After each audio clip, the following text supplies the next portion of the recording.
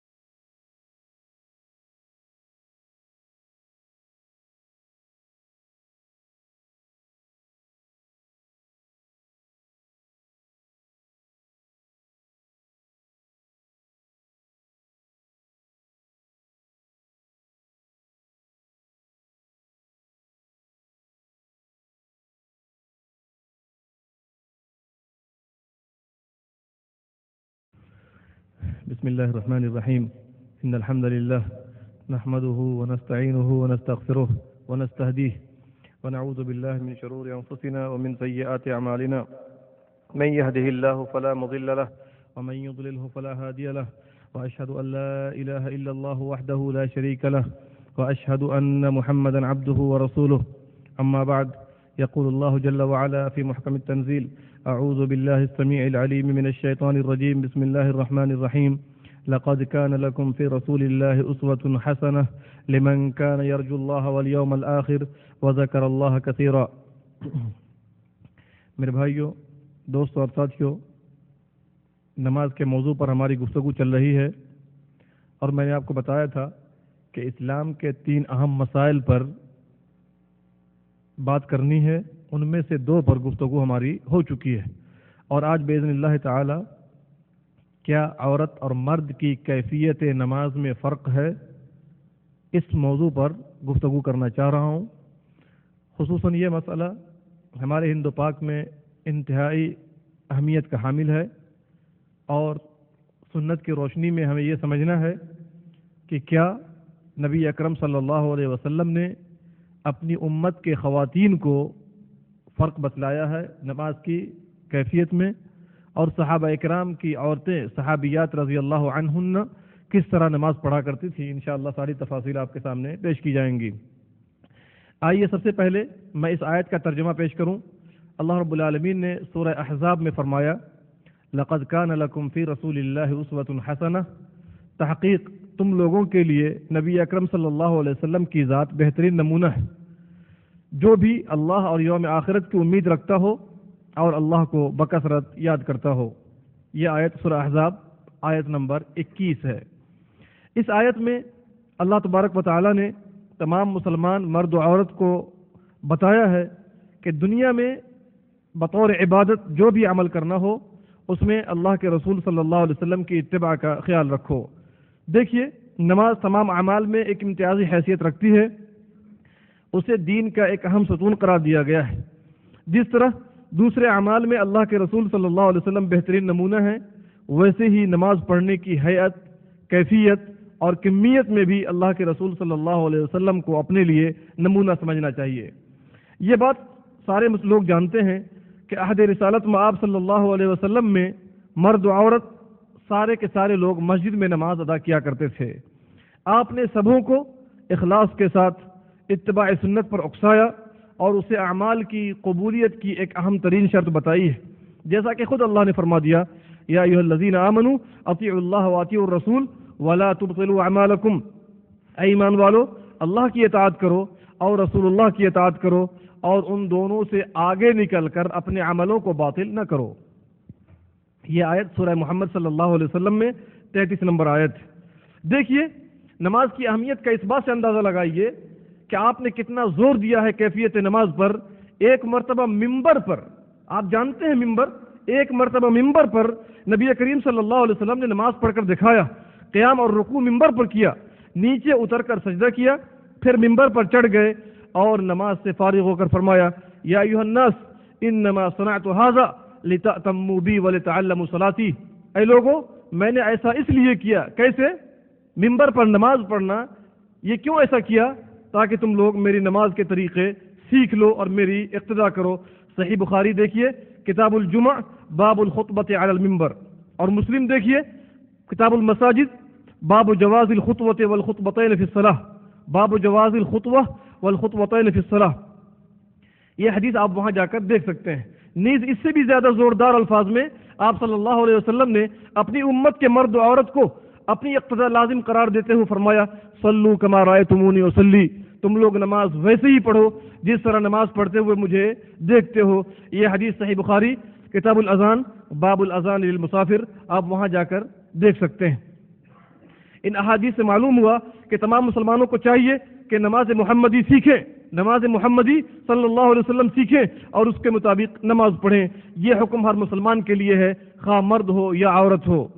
دیکھیے نبی کریم صلی اللہ علیہ وسلم کی نماز سیکھ کر صحابہ کرام و صحابیات اور ازواج مطہرات رضی اللہ عنہن سبوں نے نماز کی ادائیگی اس طریقے پر کی جیسا کہ انہیں نبی صلی اللہ علیہ وسلم نے بتایا، اور آپ صلی اللہ علیہ وسلم نے کوئی تفریق نہیں بتائی کہ ایسے عورت نماز پڑھے گی اور ویسے مرد نماز پڑھیں گے، کیونکہ آپ جانتے ہیں کہ عہد رسالت صلی اللہ علیہ وسلم میں سارے کے سارے لوگ مسجد میں ہی نماز جا کر ادا کیا کرتے تھے، بلکہ دونوں مذکورہ احادیث یہ بتلاتی ہے کہ جو طریقہ نبی کا ہے صلی اللہ علیہ وسلم وہی طریقہ اس امت کے مرد و عورت سب کا ہے۔ پھر قرآن کریم پر بھی غور کیجئے، جہاں پر بھی اللہ رب العالمین نے نماز کا حکم دیا ہے وہاں پر کوئی تفریق نہ بتائی کہ مرد اس طرح پڑھے اور عورتیں اس طرح پڑھیں۔ اس بنا پر اس حقیقت کو سمجھتے ہوئے ابراہیم نخعی تابعی رحمۃ اللہ علیہ فرماتے ہیں، جو امام ابو حنیفہ رحمۃ اللہ علیہ کے استاذ ہیں، آپ جانتے ہوں گے ابو حنیفہ رحمۃ اللہ علیہ کے استاذ حماد ہیں، اور حماد کے استاذ کون ہیں؟ ابراہیم نخعی۔ یہ فرماتے ہیں تفعل المرأة في الصلاة كما يفعل الرجل۔ دیکھیے یہ لوگ کہاں گئے؟ ابو حنیفہ رحمۃ اللہ علیہ کے استاذ اس امت کو بتلا دینا چاہتے ہیں کہ عورتیں نماز میں وہی کام کرے گی جیسا کہ مرد کیا کرتے ہیں، اور جا کر یہ دیکھنا چاہتے ہیں تو ابن ابی شیبہ دیکھیے صحیح سند کے ساتھ، اور صفت صلاۃ النبی صلی اللہ علیہ وسلم جو علامہ البانی کی ہے اس کے خاتمے میں انہوں نے اس روایت کو پیش کیا ہے۔ دیکھیے امام بخاری رحمۃ اللہ علیہ اپنی مشہور کتاب تاریخ صغیر میں ابن ابی شیبہ نے بھی بسند صحیح فرمایا کانت ام الدرداء رضی اللہ عنہا تجلس فی صلاتها جلسۃ الرجل، ام درداء رضی اللہ عنہا نماز میں ویسے ہی بیٹھا کرتی تھیں جس طرح مرد بیٹھتے ہیں۔ آپ جا کر ابن ابی شیبہ میں دیکھ لیجئے، اور تاریخ صغیر امام بخاری کی ہے وہاں جا کر اسے دیکھ سکتے ہیں۔ دیکھیے ام درداء فقیہ صحابیہ تھیں، نماز میں مردوں کی طرح بیٹھتی تھیں۔ آپ جا کر اس کو دیکھنا چاہتے ہیں تو صفت صلاۃ النبی صلی اللہ علیہ وسلم جا کر دیکھیے خاتمے کے اندر جو علامہ البانی کی ہے، اور ابن ابی شیبہ حدیث نمبر 2785 آپ وہاں جا کر مراجعہ کر سکتے ہیں۔ دیکھیے اس حقیقت کی تائید ابراہیم نخعی رحمۃ اللہ علیہ جو تابعی ہیں وہ خود فرماتے ہیں تقعد المرأة فی الصلاۃ کما یباع الرجل، جس طرح مرد بیٹھتے ہیں تشہد کے اندر اسی طرح کون بیٹھیں گی؟ عورتیں بھی بیٹھیں گی۔ آپ جا کر ابن ابی شیبہ اٹھائیے، جلد نمبر 1 صفحہ نمبر 442 حدیث نمبر 2788۔ دیکھیے مرد و عورت دونوں کے لیے اسلام نے موڑھے یا کان تک ہاتھ اٹھانے کا حکم دیا ہے۔ صحیح احادیث سے یہی ثابت ہے، کسی بھی صحیح حدیث میں تفریق نہیں پیش کی گئی۔ اسی طرح نبی صلی اللہ علیہ وسلم اور ان کے ازواج مطہرات، اسی طرح صحابہ اکرام اور صحابیات رضی اللہ عنہم، تابعین و تابعیات اور بعد کے لوگ عمل کرتے رہے، جیسا کہ ابو حمید ساعدی رضی اللہ عنہ نے نقل کیا، اور اسی طرح ابن عمر رضی اللہ عنہ نے بھی نقل کیا ہے کہ نبی صلی اللہ علیہ وسلم دونوں ہاتھ موڑھوں تک اٹھاتے تھے۔ آپ دیکھیے صحیح بخاری کتاب الاذان باب الی این یرفع یدیہ، اس حدیث یعنی عبداللہ بن عمر رضی اللہ عنہ کی حدیث میں صحیح بخاری کے شارح حافظ ابن حجر رحمۃ اللہ علیہ فرماتے ہیں لم يرد ما يدل على التفرقة في الرجل بين الرجل والمرأة وعن الحنفية يرفع الرجل إلى الأذنين والمرأة إلى المنكبين لأنه أستر لها۔ حافظ ابن حجر فرماتے ہیں کہ سنت میں مرد و عورت کے ہاتھ اٹھانے میں کوئی تفریق وارد نہیں ہے، سوائے حنفیہ سے وارد ہے کہ انہوں نے ایسا کہا ہے کہ مرد کانوں تک اٹھائیں گے اور عورتیں کندھوں تک، اور آپ جانتے ہیں کہ انہوں نے یہ توجیہ کی ہے کہ یہ پردے کے زیادہ قریب ہے، جبکہ اس پر کوئی دلیل وارد نہیں۔ دیکھیے اس طریقے سے امام شوکانی رحمۃ اللہ علیہ اپنی کتاب نیل الاوطار کے اندر لکھتے ہیں وَعْلَمْ أَنَّ هَذِهِ السُّنَّةَ تَشْتَرِكُ فِيهَا الرِّجَالُ وَالنِّسَاءُ وَلَمْ يَرِدْ مَا يَدُلُّ عَلَى التَّفْرِقَةِ أَوْ عَلَى الْفَرْقِ بَيْنَهَا فِيهَا وَكَذَلِكَ لَمْ يَرِدْ مَا يَدُلُّ عَلَى الْفَرْقِ بَيْنَ الرَّجُلِ وَالْمَرْأَةِ فِي مِقْدَارِ الرَّفْعِ۔ وہ فرماتے ہیں کہ دیکھیے یہ رفع الیدین ایسی سنت ہے جو مرد و عورت دونوں کے لیے برابر ہے، اس کی بابت دونوں کے درمیان فرق کرنے والی کوئی صراحت منقول نہیں۔ حنفیہ سے مروی ہے کہ مرد ہاتھ کانوں تک اٹھائے اور عورتیں کندھوں تک، اس لیے کہ پردے کی زیادہ مناسب ہے۔ حنفیہ کے اس مذہب کی کوئی دلیل موجود نہیں ہے۔ آپ ان کی کتاب جا کے دیکھیے نیل الاوطار جلد نمبر 2 صفحہ نمبر 198 باب رفع الیدین و بیان صفته و مواضعه، وہاں جا کر آپ اس حدیث کا اس بات کا مراجعہ کر سکتے ہیں۔ غرضے کے سارے مرد و عورت نبی صلی اللہ علیہ وسلم کے طریقے کے مطابق نماز ادا کریں، جیسا کہ رسول اللہ صلی اللہ علیہ وسلم نے فرما دیا صلو کما رأیتمونی اصلی، تم لوگ ویسے ہی نماز پڑھو جس طرح مجھے پڑھتے ہوئے دیکھتے ہو، تم لوگ نماز پڑھو۔ اس میں عورت اور مرد سب کے سب داخل ہیں۔ پھر اپنی طرف سے یہ حکم لگانا کہ عورتیں موڑوں تک ہاتھ اٹھائیں گی اور مرد کانوں تک، اسی طرح مرد ناف کے نیچے ہاتھ باندھے اور عورتیں سینے پر وغیرہ، یہ دین میں مداخلت ہے۔ جبکہ نبی اکرم صلی اللہ علیہ وسلم سے وائل بن حجر رضی اللہ عنہ نے روایت کی ہے اور انہوں نے نبی صلی اللہ علیہ وسلم کے پیچھے نماز پڑھی تو انہوں نے فرمایا کہ نبی صلی اللہ علیہ وسلم سینے پر ہاتھ باندھتے تھے۔ آپ کا یہ عمل مرد و عورت سب کے لیے برابر ہے اور تخصیص کی کوئی دلیل موجود نہیں ہے۔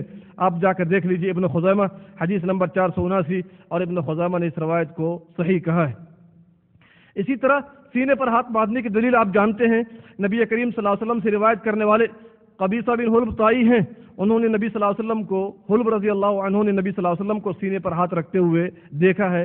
یہ روایت مسند احمد کے اندر ہے اور اسے ابن عبد البر اور علامہ عظیم آبادی نے اسے صحیح قرار دیا ہے اور علامہ البانی نے بھی شواہد کے بنا پر صحیح کہا ہے۔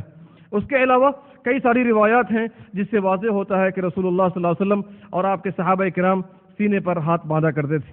تو یہی حکم اس امت کے سارے مرد و زن کا ہوگا۔ جو لوگ تفریق کرتے ہیں وہ ایک بھی ثابت و صحیح روایات قیامت تک نہ لا سکیں گے، قیامت تک نہ لا سکیں گے۔ علماء و محدثین نے جن روایات کو ٹیکنیکل خرابیوں کے سبب ناقابل عمل قرار دیا ہے یا پھر وہ مبہم ہیں، ایسی روایات احناف نہ پیش کریں اور آخرت کی فکر کریں، وہاں سب کو جواب دہ ہونا ہوگا۔ بہت سی عورتیں سجدے میں بازو بچھا لیتی ہیں اور پیٹ کو رانوں سے ملا کر رکھتی ہیں اور دونوں قدموں کو بھی زمین پر کھڑا نہیں کرتی۔ لوگ اس کی توجیہ کرتے ہیں کہ یہ پردے کے خلاف، یہ پردے کے خلاف واضح ہو کہ یہ طریقہ نبی صلی اللہ علیہ وسلم کے فرمان اور سنت پاک کے خلاف ہے۔ نبی صلی اللہ علیہ وسلم نے یہاں تک فرما دیا لا یفترش احدکم ذراعیہ افتراش الکلب، تم میں سے کوئی، یا آپ نے یہ نہ کہا مردوں کے لیے عورتوں کے لیے، تم میں سے کوئی اپنا دونوں ہاتھ نہ پھیلائے کتے کے پھیلانے کی طرح، کتے کے بچھانے کی طرح۔ یہ روایت بخاری کے اندر کتاب الاذان باب لا یفترش ذراعیہ فی السجود اور مسلم کے اندر کتاب الصلاۃ باب الاعتدال فی السجود کے اندر موجود ہے۔ نبی صلی اللہ علیہ وسلم کے اس فرمان سے واضح ہے کہ نمازی مرد ہو یا عورت کو اپنے دونوں ہاتھ زمین پر رکھ کر دونوں کہنیاں بازو زمین سے اٹھا کر رکھنا چاہیے، نیز پیٹ بھی اپنے رانوں سے جدا رہے اور سینہ بھی زمین سے اونچا ہو۔ میری معزز مسلمان بہنوں، اپنے پیارے رسول صلی اللہ علیہ وسلم کے مطابق، فرمان کے مطابق نمازیں ادا کریں۔ آپ صلی اللہ علیہ وسلم مردوں و عورتوں سب کو یکساں فرماتے ہیں، سجدے میں اپنے دونوں ہاتھ زمین پر رکھ کر اپنی دونوں کہنیاں بلند کریں، جیسا کہ بخاری کتاب الاذان میں یہ حدیث موجود ہے۔ بعض لوگ یہ فضول عذر پیش کرتے ہیں کہ اس طرح سجدہ کرنے سے عورتوں کی چھاتی زمین سے بلند ہو جاتی ہے، جو کہ بے پردگی ہے۔ حالانکہ رسول اللہ صلی اللہ علیہ وسلم نے عورت کے لیے اوڑھنی کو لازم قرار دیا ہے اور یہ اوڑھنی دوران سجدہ بھی پردے کا تقاضا کرتی ہے۔ پھر آج کی کوئی خاتون صحابیات رضی اللہ عنہن کی غیرت اور شرم و حیا کو نہیں پہنچ سکتی جب انہوں نے ہمیشہ طریقہ رسول کے مطابق نماز ادا کی، تو آج کی خواتین کو بھی چاہیے کہ انہی کی راہ اختیار کریں۔ دیکھیے احناف کا یہ کہنا جبکہ رسول اللہ صلی اللہ علیہ وسلم کے طریقے کے مطابق عورتوں کا سینوں کو زمین سے اونچا رکھنا سنت ہے اور ثابت ہے، یہ بے پردگی ہے، تو میں کہوں گا کہ طریقہ رسول صلی اللہ علیہ وسلم کی مخالفت کرنے کا جواب وہ اللہ تعالیٰ کے سامنے رسول اللہ صلی اللہ علیہ وسلم کو دیں گے۔ انہوں نے اس طرح کیوں کیا؟ پھر ان کا عقلی گھوڑا دوڑانا کہ وہ بے پردگی ہے، تو انہیں چاہیے کہ عورتوں سے وضو ساقط کر دیں، چونکہ اس میں عورتیں چہرہ کھولتی ہیں، اپنے ہاتھ اور بال کھول کر سر کا مسح کرتی ہیں کہ نہیں کرتی ہیں؟ اور پاؤں دھوتی ہیں تو ایسا ان کے کہنے کے مطابق اس میں بھی بے پردگی ہے. انہیں چاہیے کہ عورتوں سے وضو کو معاف کر دیں. اگر پردے کی بات ہے اور اس میں بے پردگی ہے تو ظاہر سی بات اس سے زیادہ بے پردگی تو بال کھولنے میں ہے اور ہاتھ وغیرہ کھولنے کے اندر ہے. تو احناف کو چاہیے کہ ان سے وضو کو ساقط کر دیں. کیا وہ ایسا حکم دے سکتے ہیں؟ نہیں حکم دے سکتے. نیز ان کو چاہیے کہ قیام کو بھی ساقط کر دیں. قیام کو بھی ساقط کر دیں چونکہ چہرہ کھلا ہوتا ہے قیام کی حالت میں اور کھڑی ہوتی ہیں تو پورا جسم نظر آتا ہے. اس طریقے سے وہ ہاتھ اٹھانے کو بھی معاف کر دیں. ہاتھ اٹھانے کو بھی چونکہ تھوڑا ہی ذرا فرق ہے. انہوں نے کہا کندھوں تک اٹھائے اور بعض روایت کے مطابق جو ہے کندھے اور کان دونوں تک اٹھا سکتی ہیں. تو بہرحال یہاں تک اٹھائے یا کانوں تک اٹھائے میں سمجھتا ہوں کہ زیادہ مسئلہ خطرناک نہیں ہے دونوں میں. اسی لیے ان کو چاہیے کہ پردے ہی اختیار کروانا ہے تو ہاتھ اٹھانے کو ہی ساقط کر دیں. اس میں زیادہ پردہ ہے. اور جب وہ رکوع کرتی ہیں تو ان کی سمجھ کے مطابق اس میں بھی بے پردگی ہے. جب عورتیں رکوع کریں گی تو ظاہر سی بات ہے ان کے پیچھے کا حصہ جو ہے ایک عجیب کیفیت میں ہو جاتا ہے جیسا کہ آپ جانتے ہیں. تو ان کے کہنے کے مطابق یہ بھی بے پردگی ہے. اور انہیں چاہیے کہ جب رکوع ختم قیام ختم تو باقی کیا رہ گیا نمازی معاف کر دے. اس کے بعد ظاہر سی بات یہ عقلی طور پر گھوڑے دوڑانا سنت کے مطابق سنت کی مخالفت کرتے ہوئے یہ مناسب نہیں. اور اس طریقے سے پوری نمازی نقل و حرکت ہے اور ساتھ ساتھ اٹھنا اور جھکنا ہے. تو ان کو چاہیے کہ اللہ اللہ خیر صلی اللہ کر کے نمازی ان سے ساقط کر دیں. کہاں پریشانی میں بے پردگی میں پڑیں گی. اسی لیے احناف کو چاہیے کہ ایسے معاملات اور مسائل پر غور کریں. دیکھیے انہیں پھر یہ سمجھ کر بھی فتویٰ دینا چاہیے کہ ان کی نماز گھر میں افضل ہے. گھر میں ان کی نماز افضل ہے یا نہیں ہے. اب ظاہر سی بات ہے گھر میں اکیلی یا عورتوں کے ساتھ نماز پڑھیں گی تو وہاں کوئی مرد نہیں ہے تو اس میں بے پردگی کی کوئی بات نہیں ہے. کیا احناف اپنی عورتوں کو سڑکوں اور پلے گراؤنڈ میں نماز پڑھاتے ہیں؟ وہاں یہ بات پیدا ہو سکتی ہے کہ بے پردگی ہے.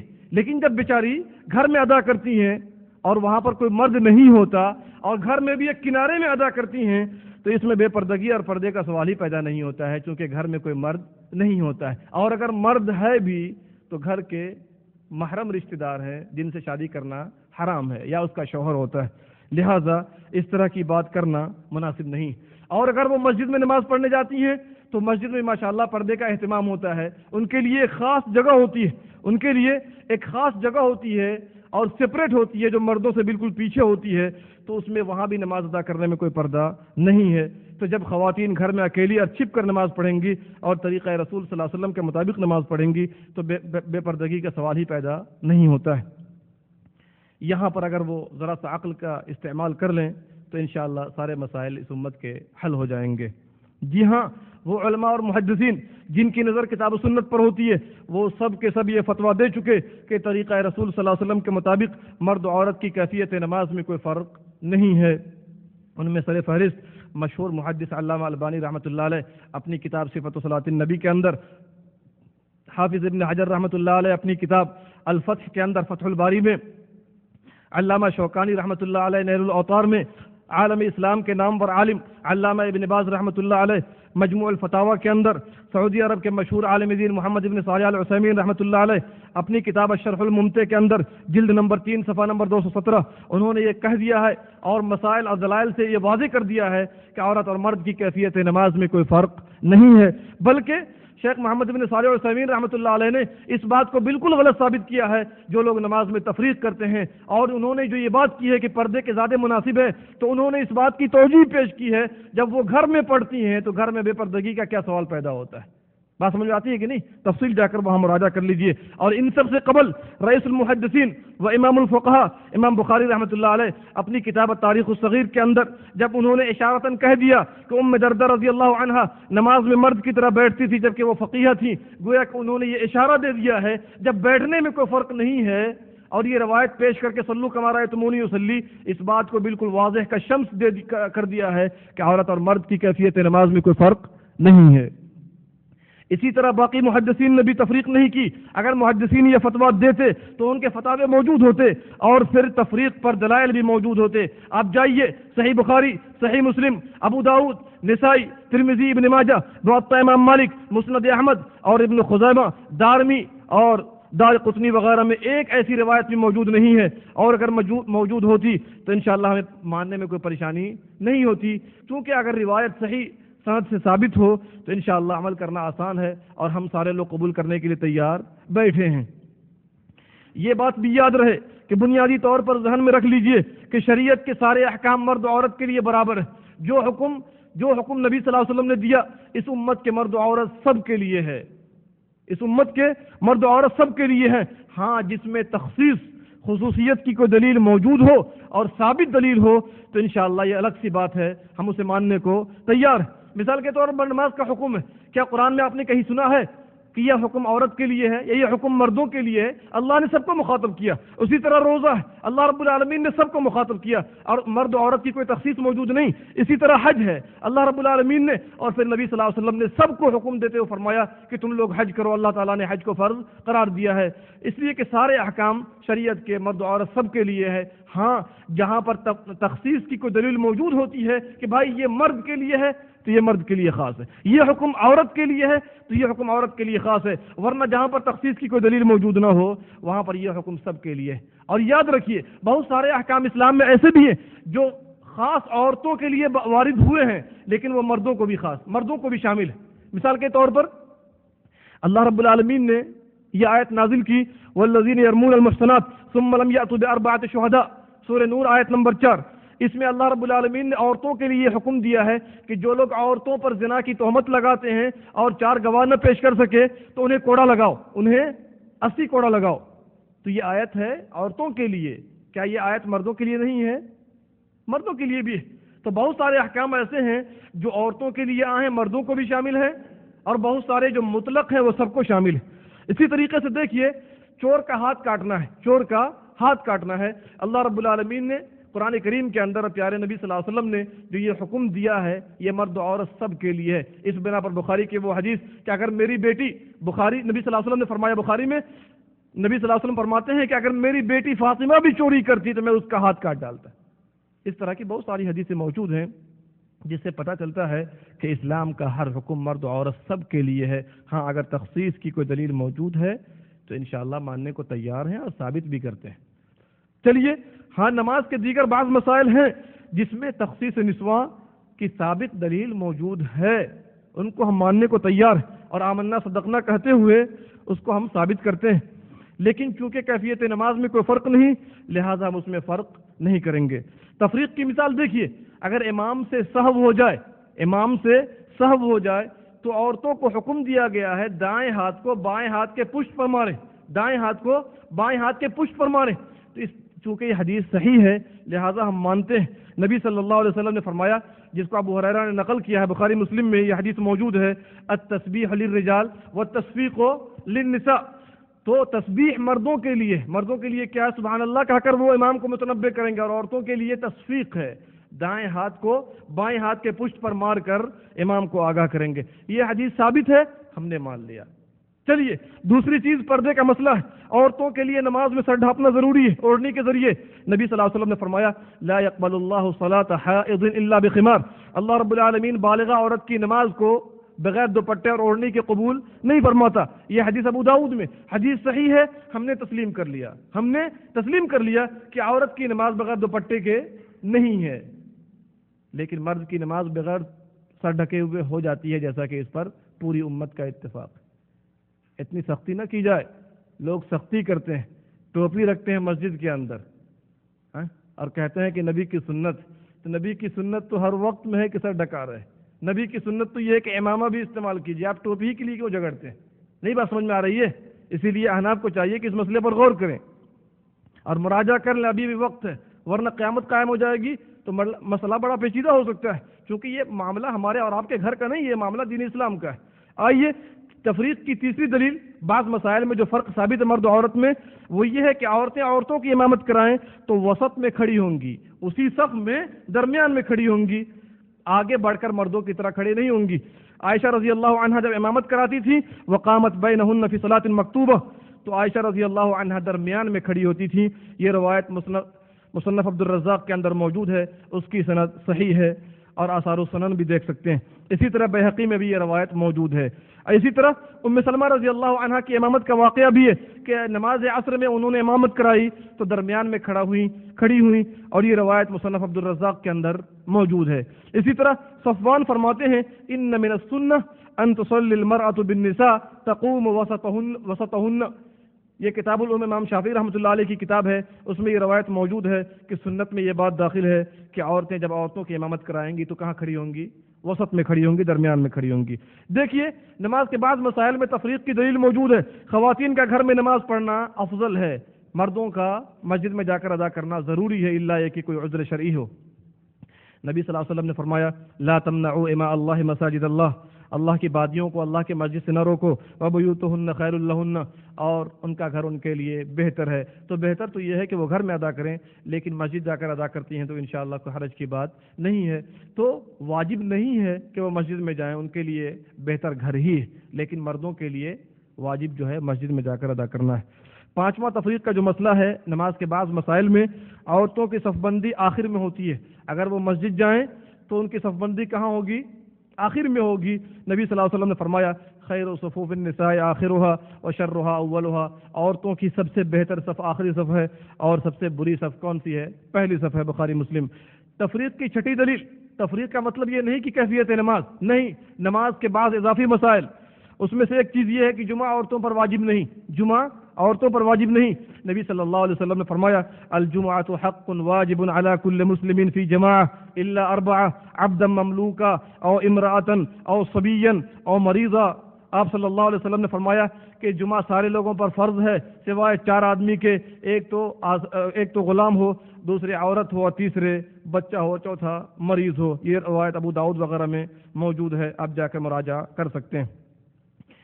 دیکھیے وہ روایات جنہیں محدثین نے ناقابل عمل اور ناقابل قبول ثابت کر دیا ہے, ان روایتوں کو احناف نے اپنے مسائل اور جنہوں نے تفریق کی کوشش کی ہے ان روایتوں کا سہارا لے کر ان مسائل کو ثابت کرنے کی کوشش کی ہے, اور 4 مسائل میں وہ فرق کرتے ہیں. 4 مسائل میں وہ فرق کرتے ہیں, اور یہ ساری حدیثیں انشاءاللہ میں ثابت کروں گا یہ کیسی حدیثیں ہیں, اور جن کو محدثین نے ریجیکٹ کر دیا ہے اس کو انہوں نے قبول کیا ہے. چلیے 4 مسائل میں جن میں یہ فرق کرتے ہیں. ایک تو ہاتھ اٹھانے کا فرق, یہ لوگ فرق کرتے ہیں کیا کہ عورتیں موڑھے تک ہاتھ اٹھائیں گی اور مرد کانوں تک اٹھائیں گے. دوسرا فرق یہ ہے کہ ہاتھ باندھنے میں عورتیں ان کی باندھتی ہیں سینے پر اور مرد کہاں باندھتے ہیں؟ ناف کے نیچے. اب ناف کے نیچے کیا آپ سمجھ سکتے ہیں. تیسری چیز کیفیت سجدے میں فرق, اعوذ باللہ من الشیطان, کیفیت سجدہ میں فرق, وہ بالکل سمٹ کر کے سجدہ کرواتے ہیں نبی صلی اللہ علیہ وسلم کے حکم کی مخالفت کرتے ہوئے. چوتھی چیز جلسہ تشہد میں فرق, جلسہ تشہد میں فرق, وہ تورک کے انداز میں بیٹھاتے ہیں, جبکہ 3 اور 4 رکعت والی نماز میں سنت یہی ہے. چلیے الحمدللہ کچھ مسائل ہیں جن میں ان کی عورتیں سنت کے مطابق عمل کرتی ہیں. مردوں کو توفیق نہ مل سکی لیکن عورتوں کو اللہ نے توفیق دے دی, یہ ان کے لیے خوش نصیبی کی بات ہے. چلیے اب آئیے پہلی دلیل. پہلی دلیل کیا ہے؟ یہ کتاب آپ جانتے ہیں نا, یہ کتاب حدیث اور اہل حدیث ہے, اور ماشاءاللہ انوار خورشید صاحب نے کنکر اور پتھر جمع کیا ہے. آپ خود غور کیجئے گا یہ کیسے کیسے دلائل ہیں آپ کے سامنے. انشاءاللہ میں اسی کتاب سے پڑھنا چاہتا ہوں تاکہ حق واضح رہے. بات سمجھ میں آتی ہے نا؟ میں نے اپنی طرف سے کوئی بات نہیں کی ہے, یہ ہے حدیث اور اہل حدیث. دیکھ لیجئے کتاب ہے موٹی لیکن اس میں سوائے کنکر اور پتھر کے کچھ نہیں. دیکھ لیجئے آپ. پہلی روایت یہ پیش کرتے ہیں عن وائل بن حجر قال قال لی رسول اللہ صلی اللہ علیہ وسلم. میں صرف ترجمے پر اکتفا کر رہا ہوں چونکہ وقت کم ہے. وائل بن حجر رضی اللہ عنہ فرماتے ہیں کہ مجھے رسول اللہ صلی اللہ علیہ وسلم نے فرمایا اے وائل جب تم نماز پڑھو تو اپنے دونوں ہاتھ کانوں تک اٹھاؤ, اور عورت اپنے دونوں ہاتھ اپنی چھاتی کے برابر اٹھائے, چھاتی کے برابر اٹھائے. چلیے ایک چیز اور دکھا دینا چاہتا ہوں آپ کے سامنے. یہاں تو چھاتی کا تذکرہ ہے تاکہ آپ بھی ہوشیار ہو جائیے گا. یہ لکھتے ہیں یہاں نمبر 1 میں, کیا لکھتے ہیں؟ مرد تکبیر تحریمہ کہتے وقت دونوں ہاتھ کانوں تک اٹھائیں گے اور عورتیں کندھوں تک. عورتیں کندھوں تک, یہاں دیکھ لیجئے عورتیں کندھوں تک. آئیے انشاءاللہ بات ابھی واضح ہو جائے گی. آئیے سب سے پہلے اس کی سند دیکھ لیجئے. قال حدثنا محمد بن عبد الله الحضرمي قال حدثتني ميمونة بنت حجر بن عبد الجبار بن وائل بن حجر قالت سمعت عمتي يحيى بنت عبد الجبار بن وائل بن حجر عن أبيها عبد الجبار عن علقمة عمها عن وائل بن حجر. یہ سند طبرانی کے اندر موجود ہے اور طبرانی کبیر سے ہم نے یہ نقل بھی کر دیا ہے، آپ کے سامنے سند موجود ہے. اگر کوئی بھائی یہ ورقہ لے کر جا کے دیکھنا چاہتے ہیں سند اس طرح ہے کہ نہیں تو یہ ورقہ لے جا کر دیکھ سکتے ہیں. یہ ہم نے آپ کو دکھانے کے لیے تاکہ آپ سمجھیے کہ کس طریقے سے حقیقتیں اللہ کی مہربانی سے ہم لوگ واضح کرنا چاہتے ہیں تاکہ پوری امت کی آنکھیں کھل جائے جو اب تک آنکھیں بند تھیں.